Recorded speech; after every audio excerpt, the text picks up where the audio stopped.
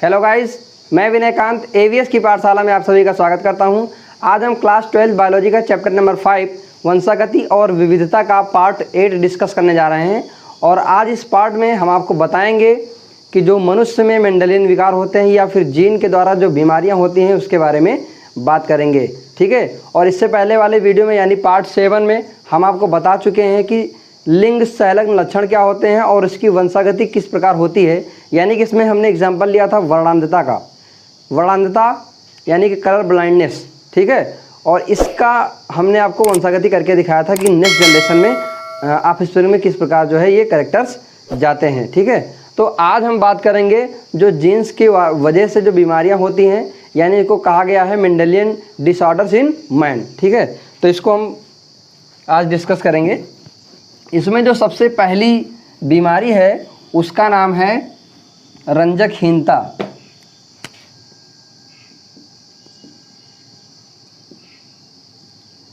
रंजकहीनता को इंग्लिश में बोलते हैं एल्बिनिज्म।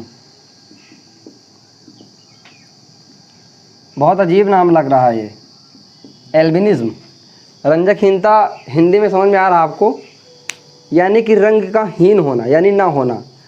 अब ये जो रंग होता है ये किसमें, जैसे कि बहुत सारे जो प्राणी होते हैं सब में कलर्स होते हैं, इनके बॉडी का कलर होता है। तो सेम उसी प्रकार से मनुष्य का भी कलर होता है। मनुष्य के त्वचा का रंग होता है, बालों का रंग होता है, आँखों की पुतली का रंग होता है। और ये जो पुतली का रंग है, त्वचा का रंग है और बालों का रंग है, ये एक पिगमेंट की वजह से होता है। किसकी वजह से? पिगमेंट की वजह से। पिगमेंट का मतलब क्या होता है? जो कलर प्रोवाइड करते हैं उसे बोलते हैं पिगमेंट।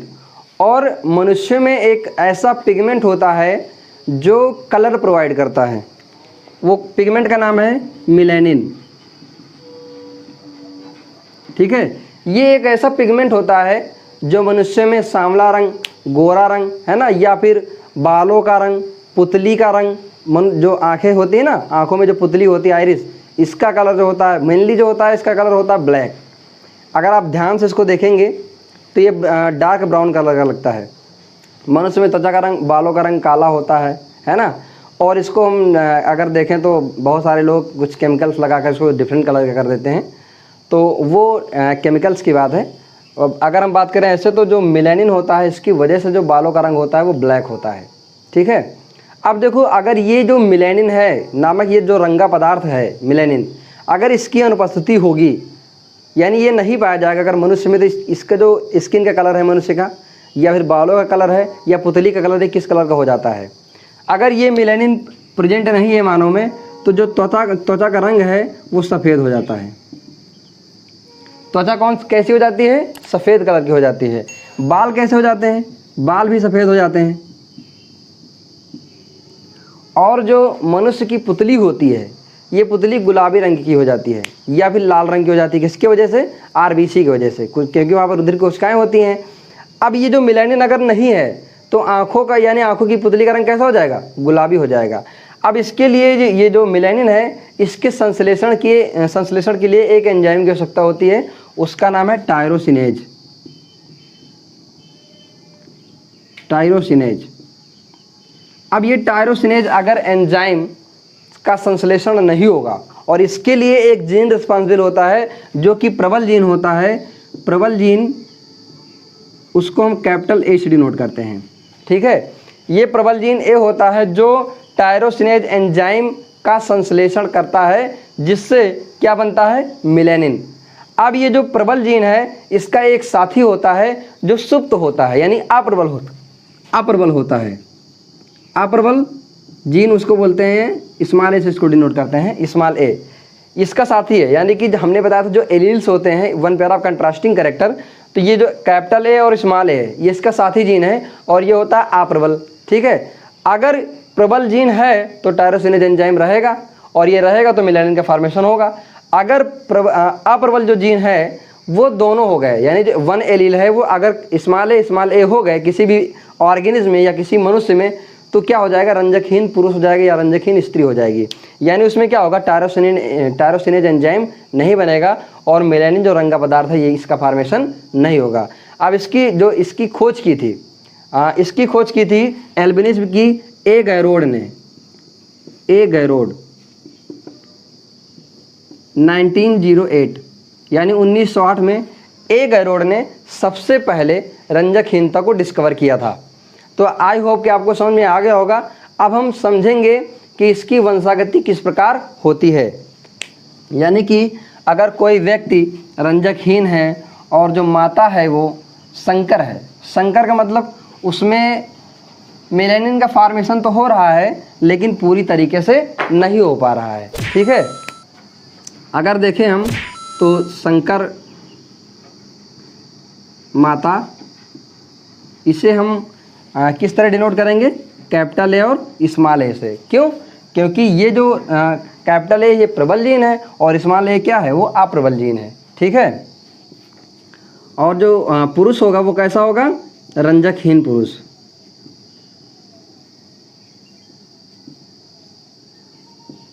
इसे स्मॉल ए से। अभी हम आपको थोड़ी देर पहले बता चुके हैं कि अगर कोई भी व्यक्ति रंजकहीन है यानी उसमें जो मेलानिन है वो नहीं है, तो उसके लिए जो जीन रिस्पॉन्सिबल होते हैं वो स्मॉल ए जो कि क्या होते हैं, अप्रबल होते हैं। और ये जो है एक जेनेटिक डिसऑर्डर है, यानी कि पेरेंट्स से ऑफस्प्रिंग ये इस जो कैरेक्टर्स हैं ट्रांसफ़र होंगे, ठीक है। ये बात आपको याद रखना है। और ये जीन की वजह से होता है। और ये जो बीमारी होती है ये रिसेसिव होती है, रिसेसिव लक्षण की वजह से होती है। तो इसके बीच में हम क्रॉस करके देखेंगे कि किस इनके जो संतानें होंगी उनमें ये रंजकहीन यानी कि जो एल्बिनिज्म है ये जाएगा कि नहीं जाएगा, ठीक है। तो इसको हम पुनेट स्क्वायर के थ्रू देख लेते हैं।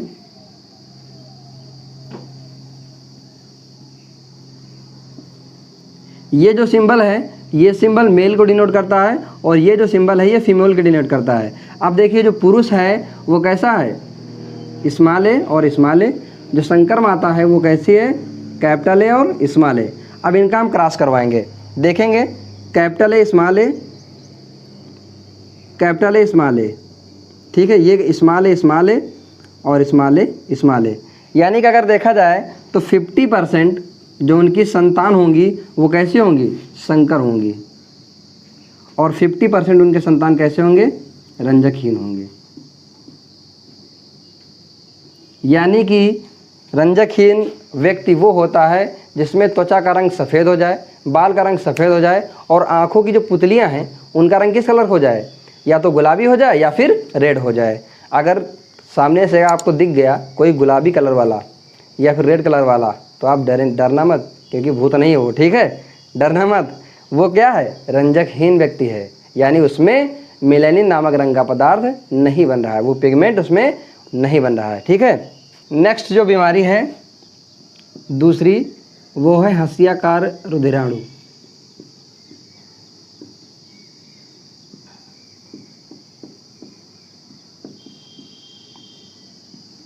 इसे इंग्लिश में बोलते हैं सिकल सेल एनीमिया।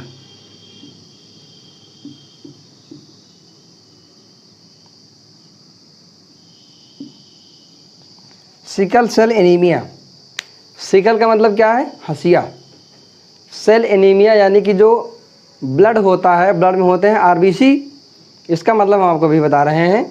आरबीसी जो होती हैं वो किसके आकार के हो जाएं, हंसिया के आकार के हो जाएं और इसे बोलते हैं हंसियाकार रुधिराणु, ठीक है। अब ये किस वजह से होता है, इसका कारण क्या है। सबसे पहले हम बात कर लेते हैं जो हंसियाकार रुधिराणु है इसकी खोज किसने की थी। इसकी खोज नील एवं बीट ने की थी।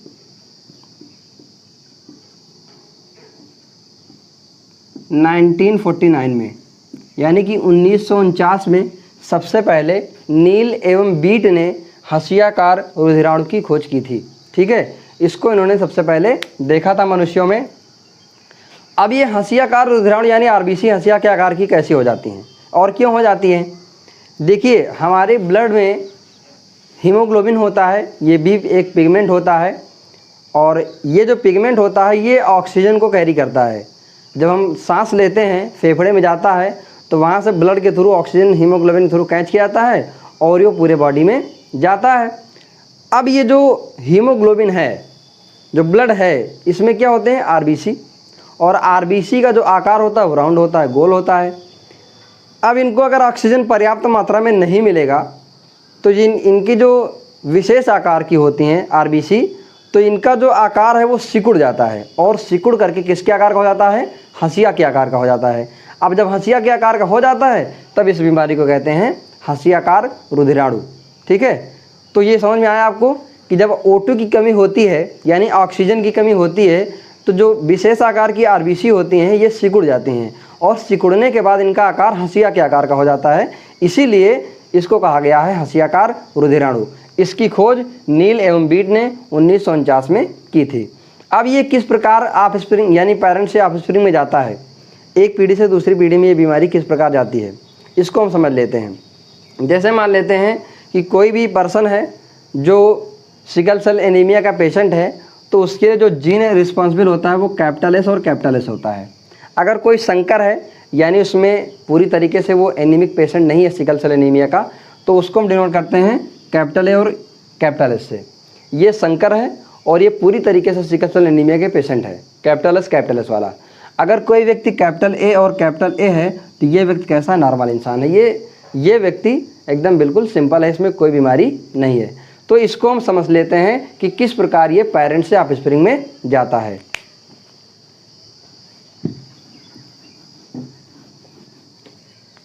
एक पुरुष है जो कि संकर पुरुष है। संकर पुरुष का मतलब क्या है?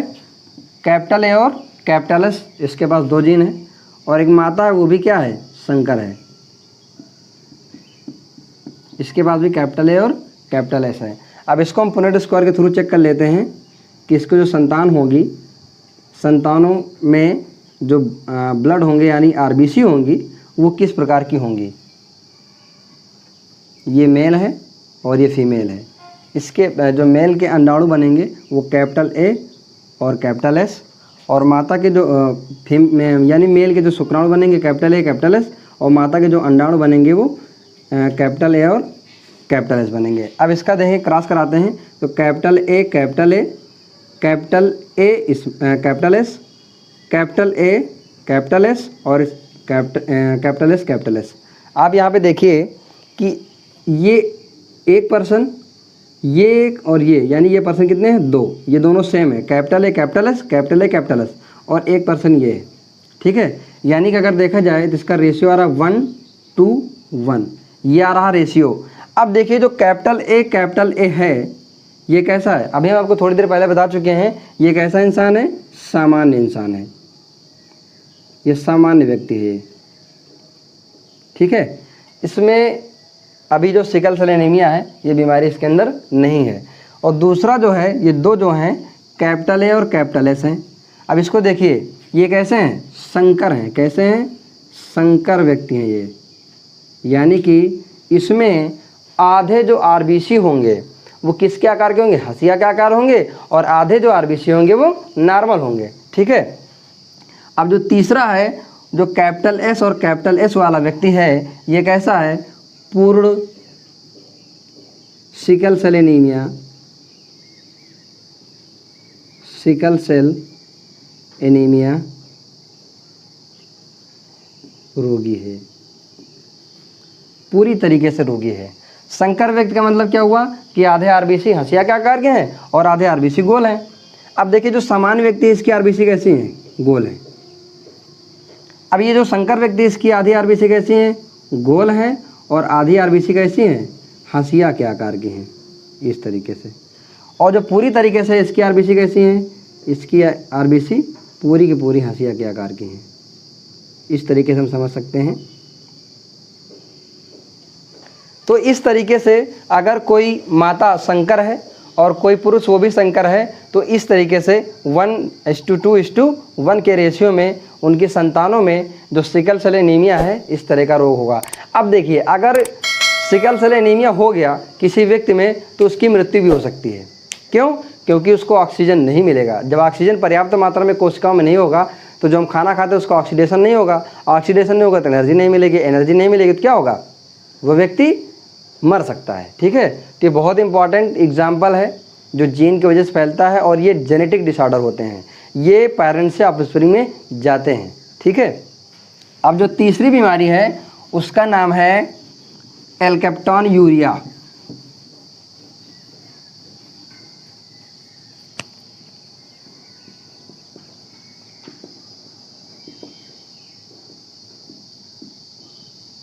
इसको हम लोग हिंदी में बोलते हैं एल्केप्टोन्यूरिया। ठीक है,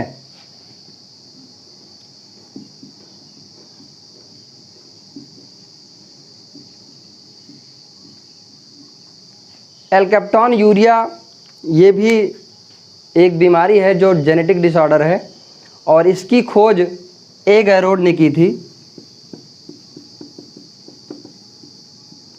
1902 में।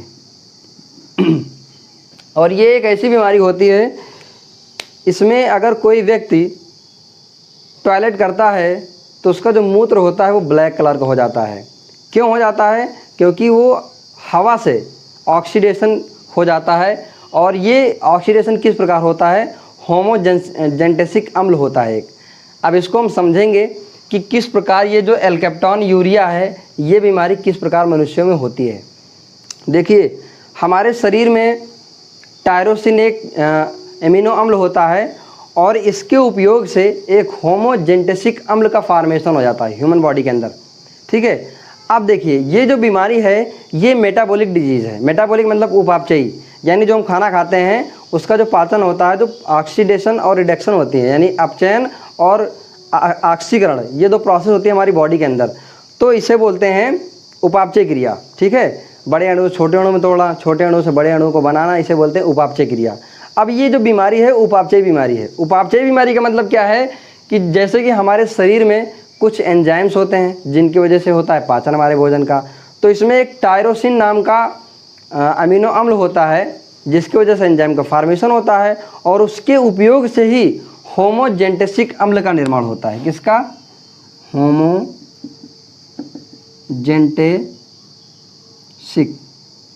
होमोजेंटेसिक अम्ल, इसका फॉर्मेशन हमारी बॉडी में होता है। अगर एल्केप्टोन्यूरिया का कोई पेशेंट वो नहीं व्यक्ति है तो होमोजेंटेसिक अम्ल का जो है विखंडन हो जाता है, यानी इसका पाचन हो जाता है हमारी बॉडी के अंदर। अगर कोई व्यक्ति होमोजेंटेसिक अम्ल का पाचन नहीं कर पाता है तो उसमें एल्केप्टोन्यूरिया बीमारी हो जाती है, और इसका हमारे ब्लड में जमाव होने लगता है, यानी होमोजेंटेसिक अम्ल का क्या होता है? जमाव होना शुरू हो जाता है। अगर गठिया में यानी कि जोड़ों में अगर होमोजेंटेसिक अम्ल का जमाव होता है तो गठिया रोग हो जाता है।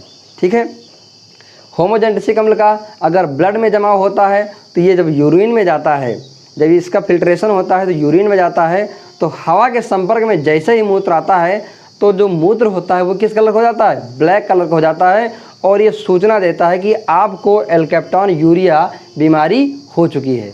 ठीक है, तो ये जो था होमोजेंटेसिक अम्ल की वजह से ये बीमारी होती है, और इसके अन्य लक्षण और इस प्रकार हैं कि जैसे कि हमारे होंठ के बगल में या गाल में ब्लैक स्पॉट बन जाएंगे, आँखों के पास बहुत ज़्यादा ब्लैक स्पॉट बन जाएंगे, कान के पास बहुत ज़्यादा ब्लैक स्पॉट बन जाएंगे यहाँ पर। इस तरीके से इसके लक्षण हैं, ब्लैक स्पॉट बन जाते हैं। और सबसे बड़ा जो लक्षण है, हम अगर टॉयलेट करते हैं, पेशाब करते हैं, तो जो मूत्र जैसे ही हवा के संपर्क में आता है वो किस कलर हो जाता है? ब्लैक कलर हो जाता है। इसी को बोला जाता है एल्केप्टोन्यूरिया। वो किसकी वजह से हो रहा है? होमोजेंटेसिक अम्ल की वजह से हो रहा है। इसका पाचन हमारे शरीर में जब नहीं हो पाता है तब।